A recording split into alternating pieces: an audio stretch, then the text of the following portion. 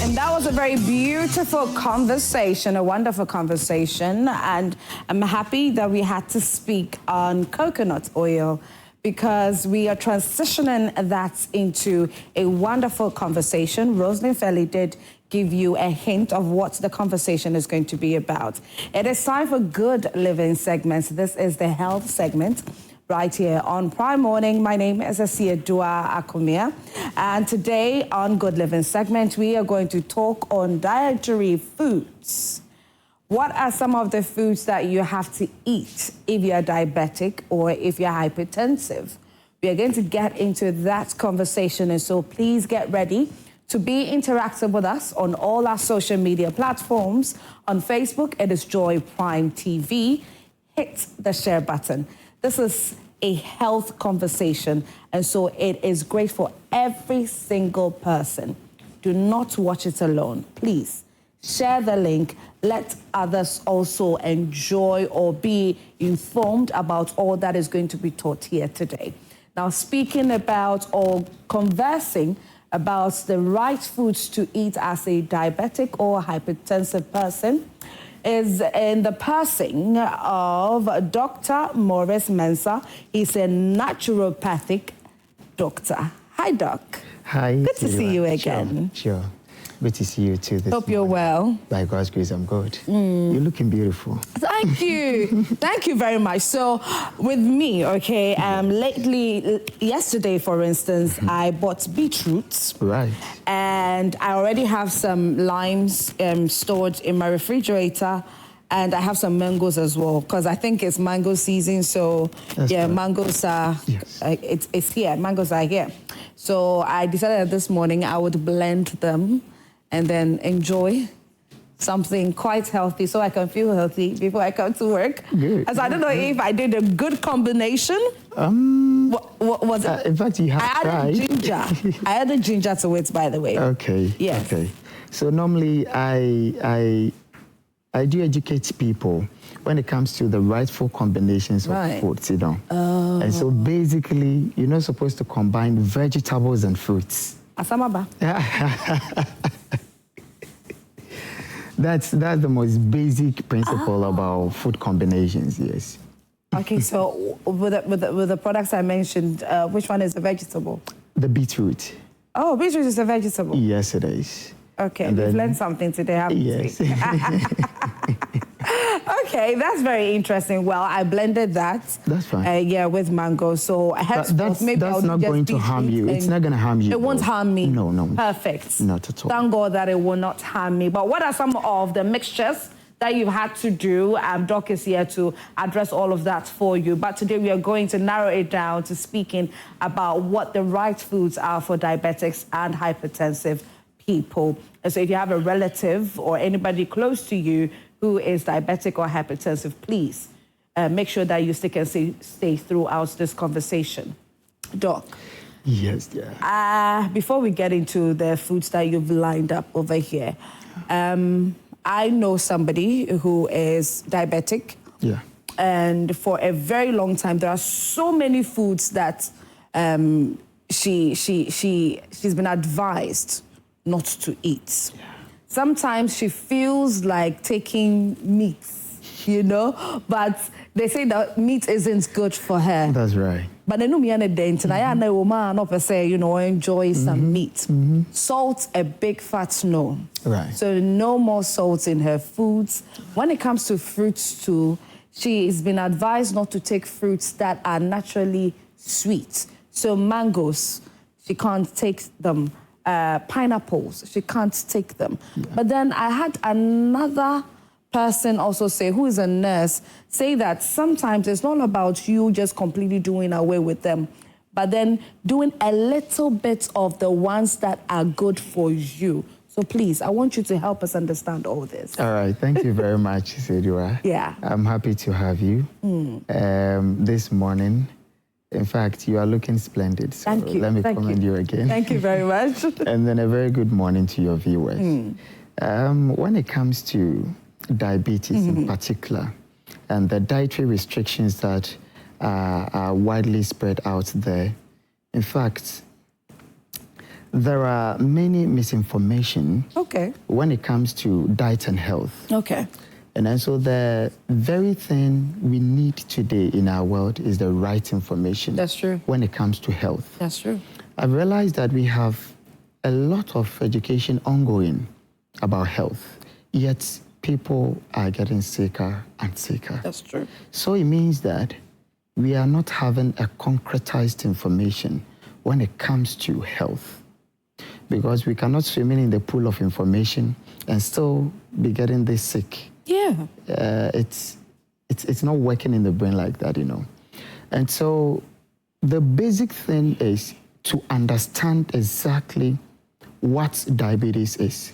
And so the most basic thing I can expatiate for someone to probably fathom exactly what diabetes is this. When someone is diabetic, what it means is that your insulin is unable to transport glucose into your cells. Yeah, that is the most basic diabetes we have in the system, you know. We have other types of diabetes where your pancreas is unable to produce the insulin, the needed or the needful amount of insulin. But this is the case whereby your pancreas has been able to work very well, effectively, producing the required amount of insulin needful to process the glucose in your system into your cells. But then, notwithstanding all the work that your pancreas has done effectively, still your insulin is unable to transport the glucose into your cells for you to get that kind of energy in order to live. Your glucose is not supposed to be surfacing on your cells, on your blood, I mean the cells. It has to penetrate. It needs to get into the cell. And what is deterring or prohibiting the insulin from doing that are some tiny locks on the cells formed by fat. So basically, normally people have been thinking that probably sugar might be a cause of diabetes. Not necessarily.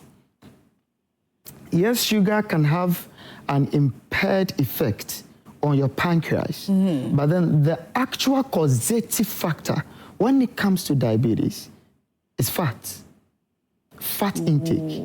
And when I talk about fat, I'm talking about fat from animal fat. Those are unhealthy fat for humans. Our bodies were not made to process animal fats very well. When it comes to animal fats, is there anything like healthy fats? Because I hear that's a lot. Healthy fats are derived from plant fat. Oh my goodness. Plant-based fat. Yes. Those are healthy fats. Yes. You know. And so when you get avocado, and then the oil from avocado gives you that kind of fat, I mean, it's healthy. A healthy one, yes. Coconut, for instance, I was happy when you guys were talking about coconut. You know? It's the second thing that we need to be looking at.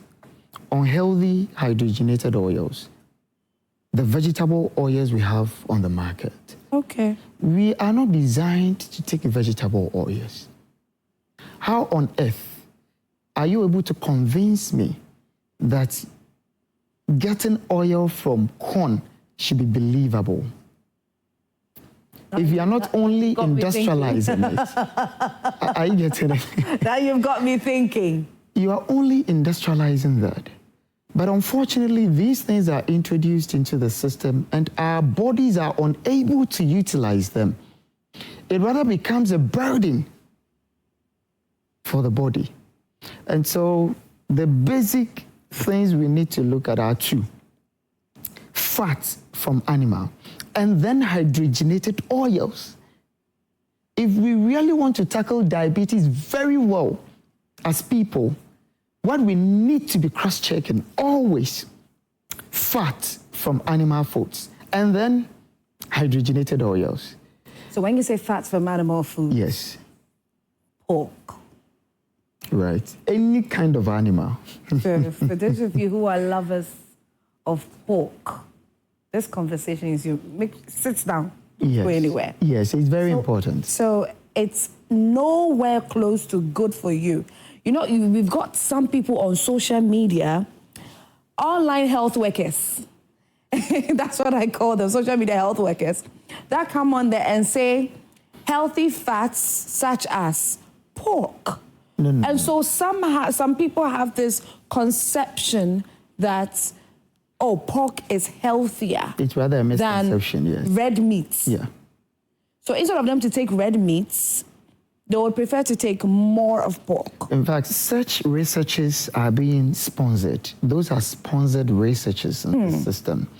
If you're not careful, the kind of information you are consuming, that might rather kill you. Yeah.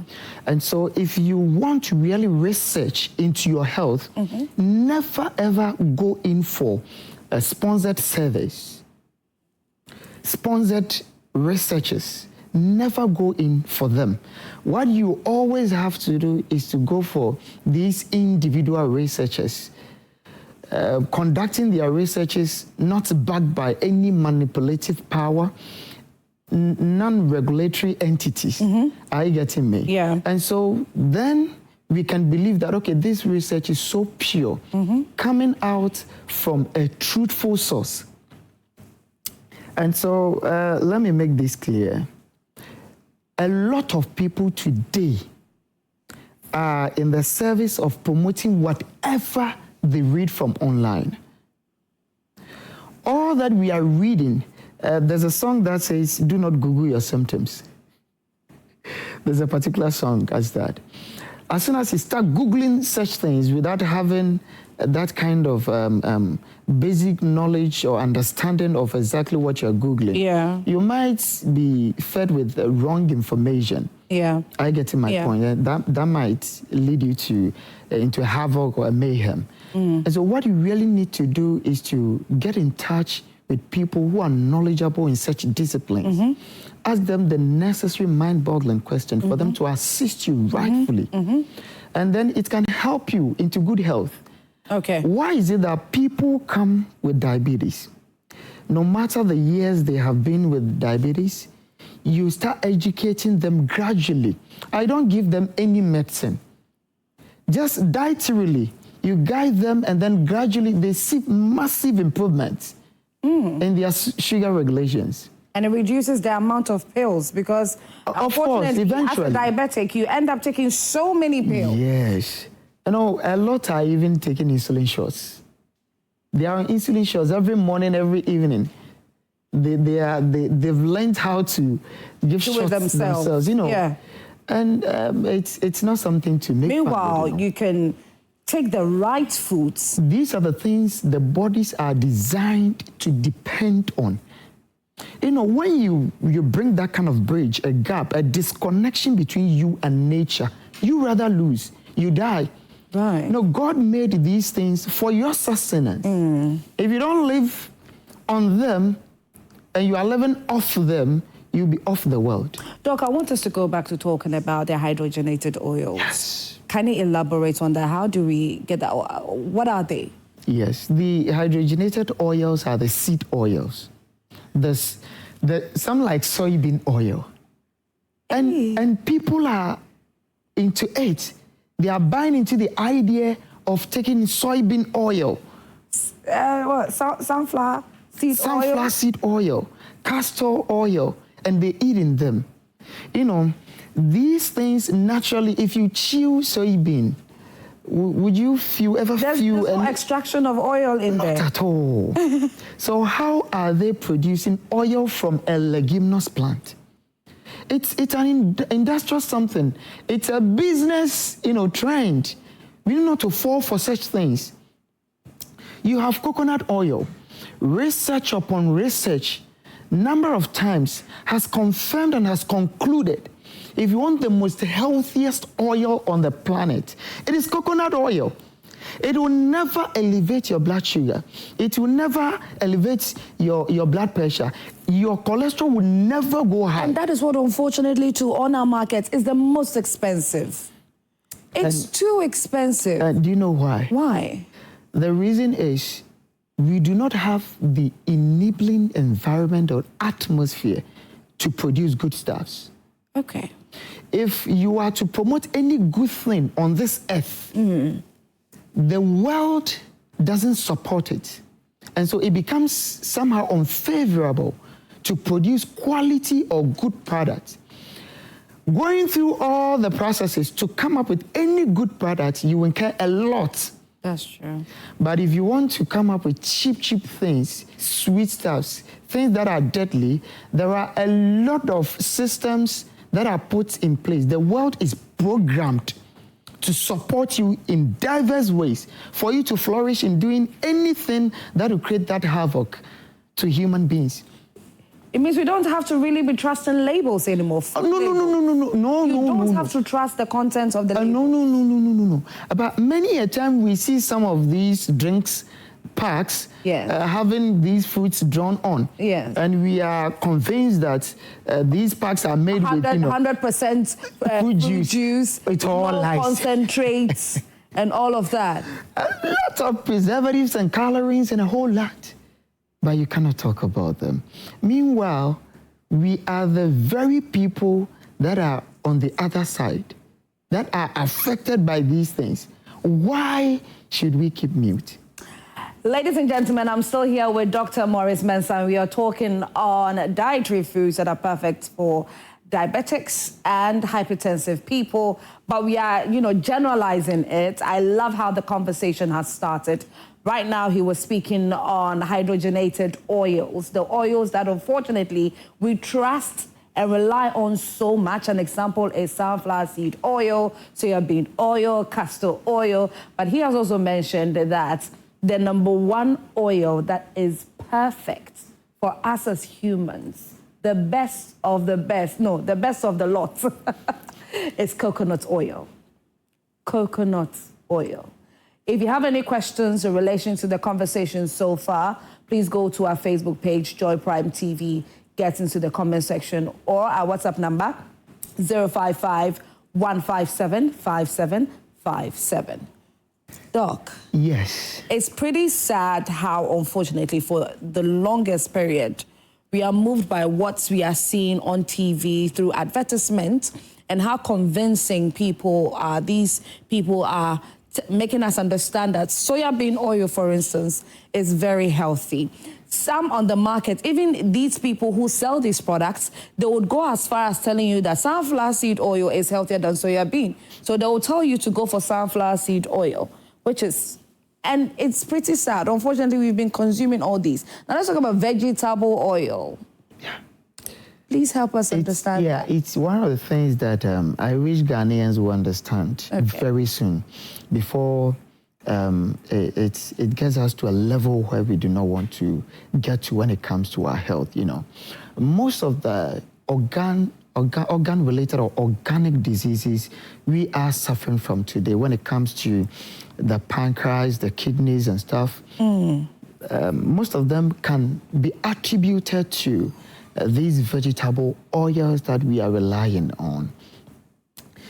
Vegetables are meant to be eaten, to be cooked with, to be used in different ways, when it comes to how we want to employ them in our dietary lifestyles. Not necessarily to produce oils from these vegetables. Okay. Carrot oil. If you are going to use it as a cosmetic product, I have no problem about it. Yeah. Even with that, the kind of oil that you want to use in combination with carrot in order to get the carotene into the oil and to use it on your skin it has to be an oil that can be consumed orally.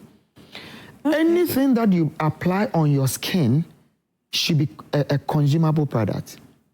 It should be something that you can eat. It should be an edible thing, an edible substance. if you are applying anything on your skin that you cannot eat, then it's a danger to your health, because whatever you put on your skin penetrates into your blood. Yeah. Are you getting it? Yes. And so the various, most especially you ladies, Ejewa. Esiedua, sorry.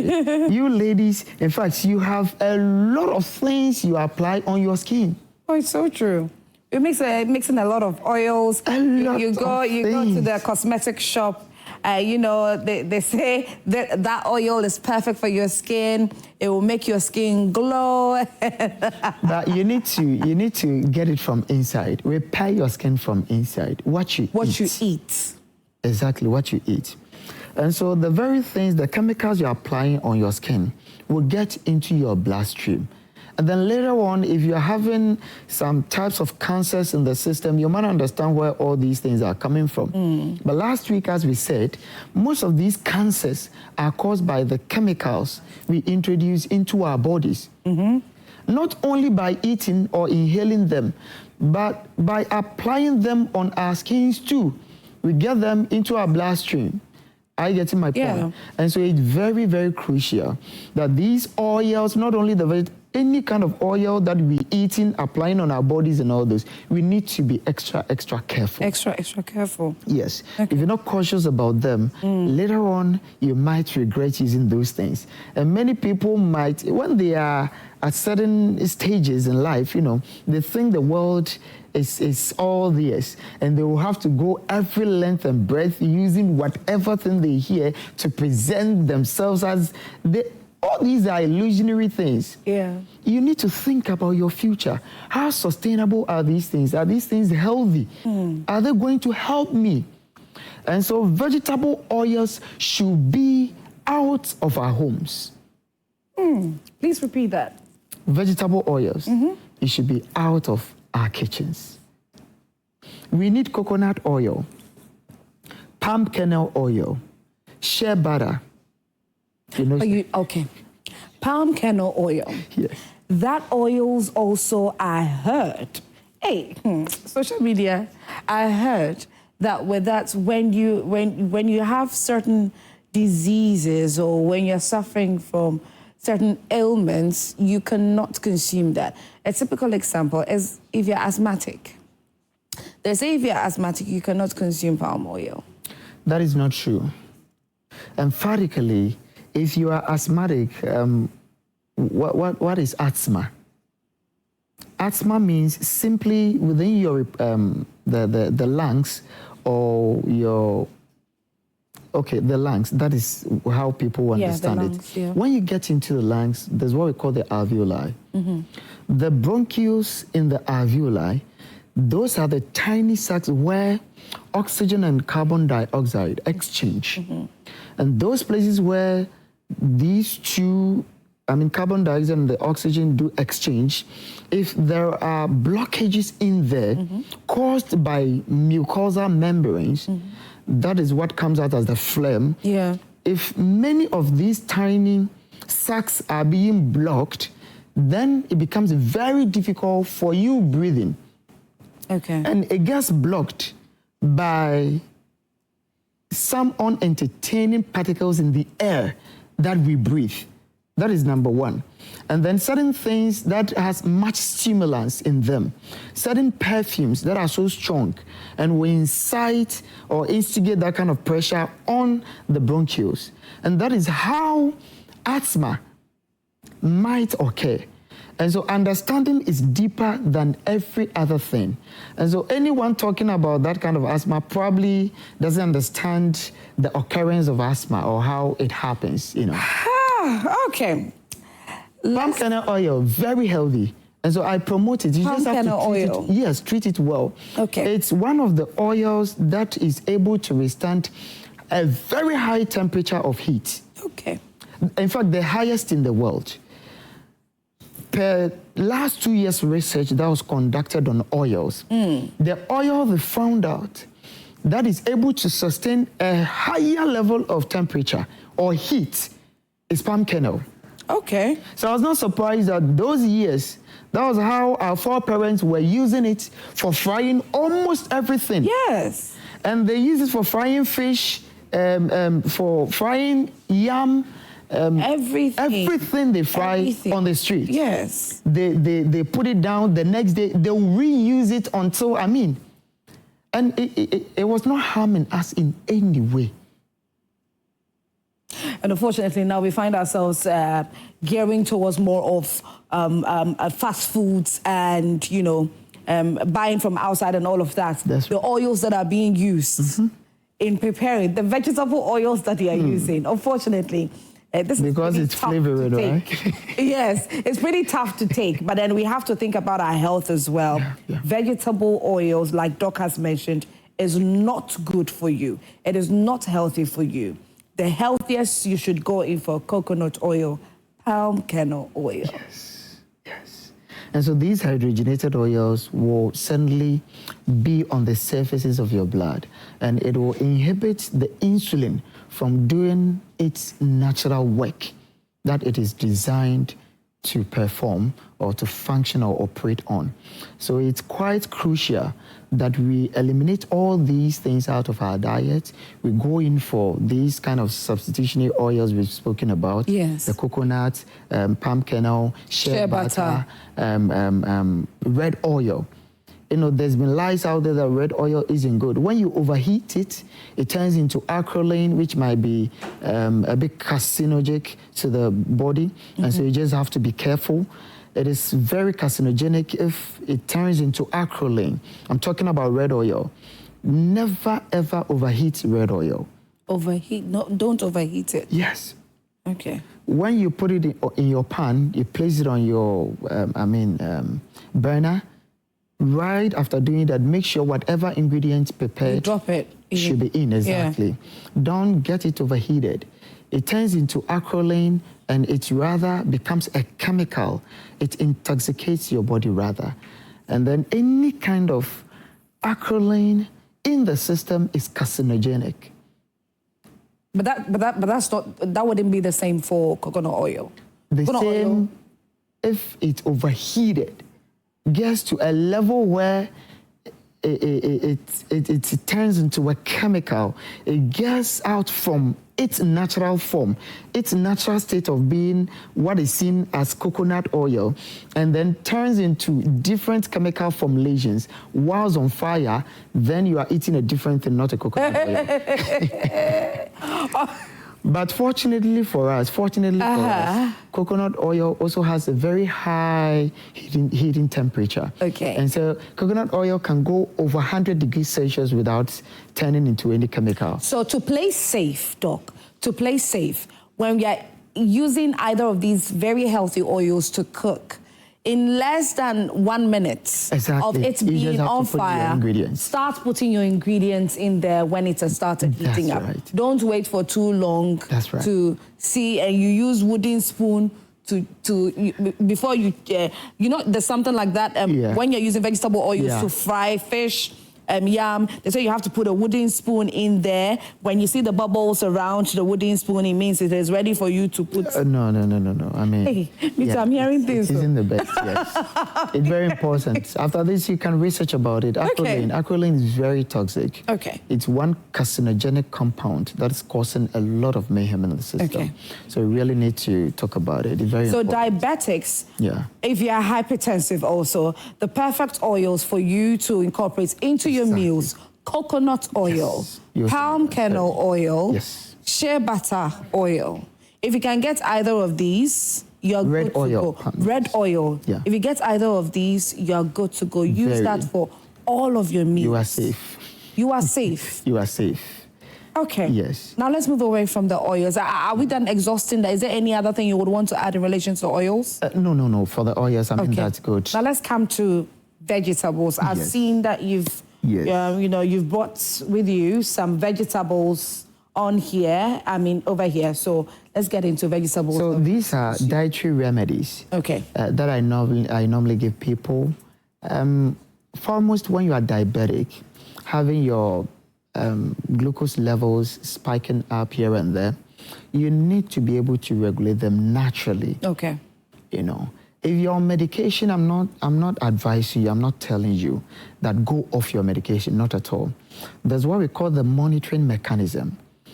When you are employing monitoring mechanism, what it simply or basically means is that whilst taking any kind of dietary counsel or advice on how to go about curbing your disease, you also have to make sure that the incorporation is well harmonized. And so you regulate your intake of your insulin shots or your diabetic medication. And then whilst you are taking your juices, you can be monitoring, you'll be checking your figures. Every morning you check, okay, is it around 6.5? Is it around 7.5? Is it around 9? Okay, then I'll have to take a cup of this morning. And then if I would have to repeat this juice in the evening, I'll have to recheck. So probably I do not go hypo. Okay, so you check before you consume. Yes, it's very important. Again in the evening. Yes, it's very important. Okay. And then whilst you begin doing that, you'll be able to appreciate how needful or how crucial the juice is to your sugar readings. Okay. And so if you realize it being that quite imperative or significant on the reduction of the blood sugar, then probably you resort to regulating your sugar level medications. Okay. Are you getting the point? Yes. And so if you are told to probably give yourself a shot of 10 ml in the morning, 10 in the evening, and then taking the juice, you realize your sugar level is around 4.9. In that evening, you probably would want to take the juice again and not to take the shot. And then the very next morning, you check to see whether the juice was able to sustain you through the night without the shot. Are you getting my point? I get it. Good. And so gradually you'll be doing that. Gradual. Yes, very gradual. Yeah. And then once you do that, you can let your physician assist you. Right. Because you might not be able to conceptualize the whole thing about, That's incorporating this. That's so they can advise you that, okay, when you realize your sugar level is at 4.6, do not take the shot or do not take your medication for that instance or that evening or that morning. Okay. And so they can guide and help you out. Okay. That's how I help my patients. Okay. And then gradually sometimes they live for a month without any medication, and then you see them doing very well until gradually they become pre-diabetic, and then they are off medication and completely they are non-diabetic. My goodness, that's incredible. All right, so let's get to the vegetables. Yes. As a diabetic, yes. Vegetables. Let's start with vegetables you are not supposed or you can't take as a diabetic. Is there anything like that? If you are diabetic, you can eat any kind of vegetable. You need them because of the fiber, the nutrients, the minerals, the vitamins in them. You need all these things. Okay. And then when it comes to the fruits, yes. as your colleague Ness or your friend Ness told you, yes. it is very right. Okay. You need some important nutrients in these fruits. You will not get them from anywhere. And so if you are told not to eat them, where are you going to get them? You just have to eat them in small quantities, small amounts. Okay. And then you are not supposed to eat them at night. Eat them mid-morning into afternoon. That is when you are virtually active. And so your body can utilize the glucose that will be produced from the fruits you are eating. I don't know whether my point is clear. Your point is clear, but I was going to ask you, so what of a patient who is inactive? Not inactive, that bedridden per se, but doesn't really move a lot. Are you incapacitated by the disease, or it is caused by your own lifestyle or your own laziness? If you are not moving because of your lifestyle or you're lazy, then diabetes will never be out of your system. Right. You need to be very active in order to be diabetic free. Wow. You need to be active. It's part of it. So it's part of the therapies we do give people. Besides the dietary recommendations whatsoever, you are also advised to be walking every evening and every morning. Yes, at least 20 minutes in the morning, 20 minutes in the evening. You need to walk and sweat. Once you do that, then you are able to utilize those excess glucose that are living on the surfaces of your blood. Right.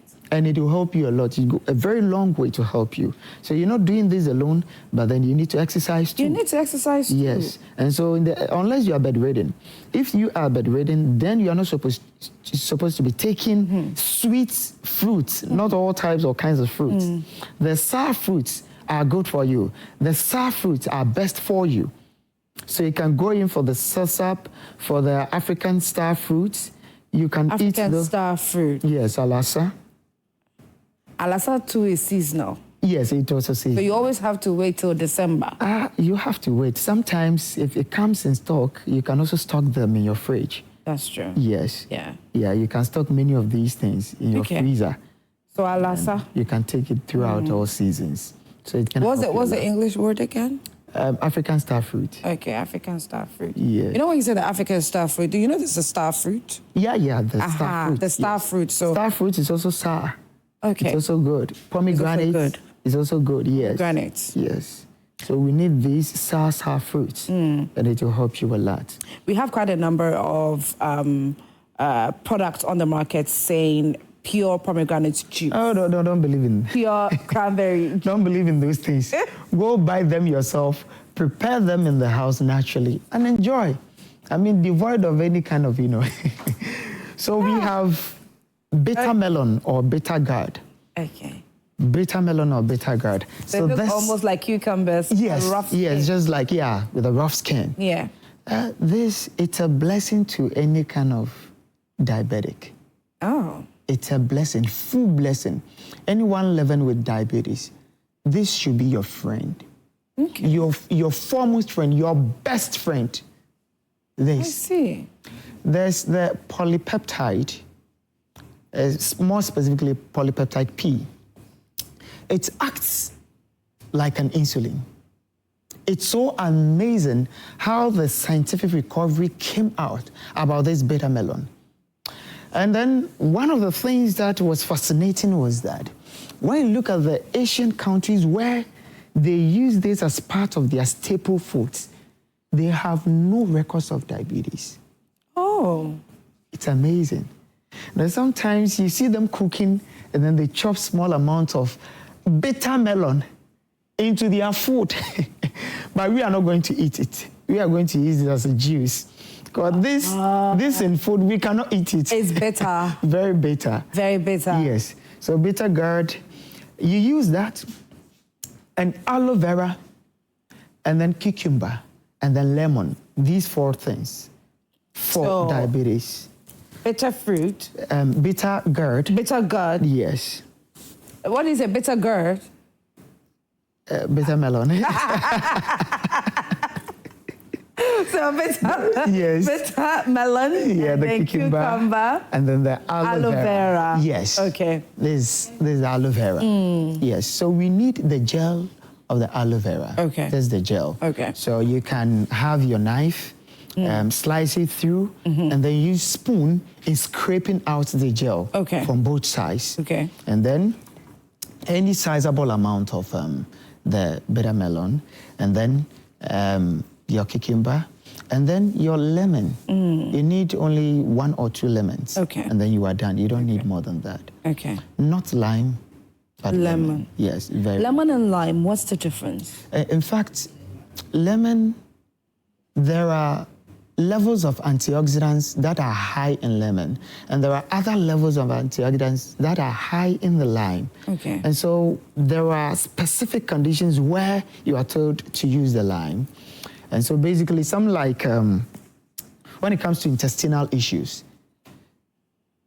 I'd rather let you use lime. intestinal, Yes. intestine. Yes, Okay. intestinal issues. You know, those who are having colon cancer and those types. With their remedies, if you have colon cancer, beetroot is one of the things that you will need. Okay. And certainly you rather use lime in addition to the beetroot for colon cancer and not lemon. Oh, so then it means my combination... No, it was good, yes. It was good. It was perfect. See, you guys have to start seeing me. Because out of nowhere, I just decided to combine beetroot and lime, not lemon. Yes. Okay, Yes. nice. I think Yes. a good thing then. And then when it comes to UTI, Okay. UTI issues... Urinary tract infections. Infections, exactly. You rather use lime. Oh. Yes, the phytonutrients in lime are very helpful for the urinary tract system. Okay. Yeah, than lemon. Okay. Yes. Okay. Yeah. Nice.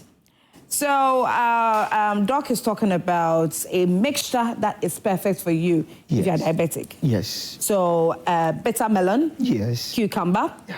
lemon, Yes, and then aloe vera. and then aloe vera. Exactly. These four Slice things. it up. Yeah. You scrape out the gel, Yes. and you add that. You blend it. Everything So you don't sieve it. In fact, you sieve it afterwards. Okay. You sieve it Sieve it afterwards. afterwards. Yes.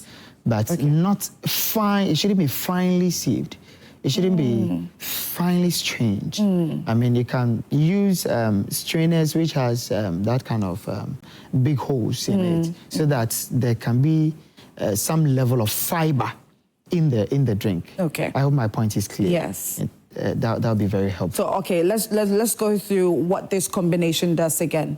Yes. So basically, there's what we call the polypeptide P. Because your insulin is struggling to transport the glucose into your cells, if you get this combination in the body, it acts like insulin in the system. It supports your insulin to be able to push these levels of glucose spikes in the body into your cells. Okay. So that diabetes will disappear out of the body. My goodness. Yes. So it works as insulin, just like an insulin will be working in the body. But I love the fact that although you are teaching all this, one of the things that you've also mentioned is you can consume all these very healthy foods, but you also have to be on the move. At least 20 minutes walk in the morning, 20 minutes walk in the evening as well. So you do these movements and you add that to what you're consuming into your body, and you definitely see results. Yes. But then it doesn't really mean that if you don't do a lot of the physical exercising and you just consume these, you would not see any results. No, you will see. You will will see certainly something. see significantly. Right. You will. Okay. You will. Okay. But then we always advise that we approach health in a total Wholesome. manner, in a wholesome Yeah. manner. You know. Yeah. If you approach it holistically, it rather helps you. Okay. And not to see some defect in certain areas of Okay. your treatment. Yes. Okay. Yeah. If you're hypertensive, Yes. If you are, in fact, this should be your friend, the beetroot. Beetroot. That's why you took this morning. yeah. Yeah. So for cardio health, any kind of cardiovascular related issue, you need this. You know, when you are hypertensive, cholesterol built from fat, and so there will be build up in your blood vessels, plaques. When plaques are formed in your blood vessels, that's when your bloodstream is unable to align properly. So that is the number one thing, fat.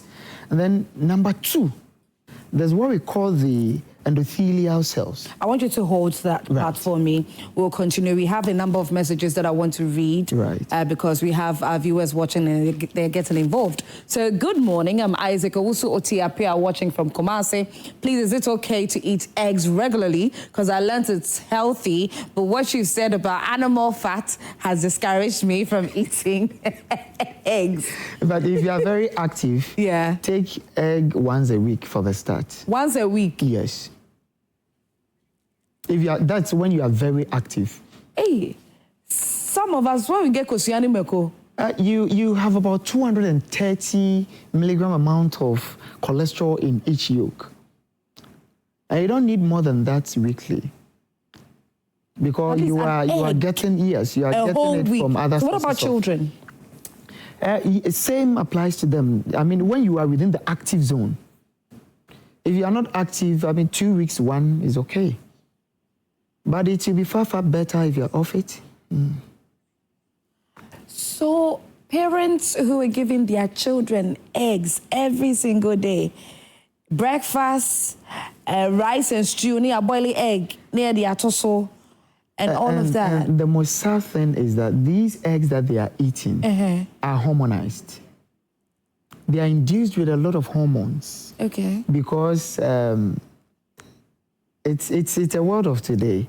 The eggs we are eating are industrialized eggs. Okay. These are not natural eggs. I don't want to go far. These are eggs that are made up by industries. Growth hormone substances are induced in coming up with this egg production and poultry production. So we need to be very careful. And it's affecting our young females. Oh. And so they are developing a lot of, we shall probably look at this sometime to come. Okay, we have to. Yes, we are having higher levels of endometriosis in the system lately. That has to do with the menstrual cycle. You have to check it out. You have to check it out. The endometriosis are significantly being high in the system because of these hormone-induced stuffs we are eating. My goodness, I wish you had enough time to consume all that is being said so far. But I know you've learned a lot. I have learned so much. If you are diabetic, please and please and please, the bitter melon, cucumber, aloe vera, and the lemon combination is perfect for you. But Doc did mention that bitter melon is perfect. It is great. If you have that, please, for that, if you have that, you should know that you are safe. And hypertensive beetroot is also great for you. Doc, thank you so much for your time this morning. I've been speaking with Dr. Maurice Mensah. God willing, next week, Tuesday, we're going to continue and delve deeper into this conversation, and we're going to read all of your messages as well. My name is Esia Dua. Akomia Rosenfeli was here with me as well. And so please, we come your way again tomorrow. Enjoy the rest of your day.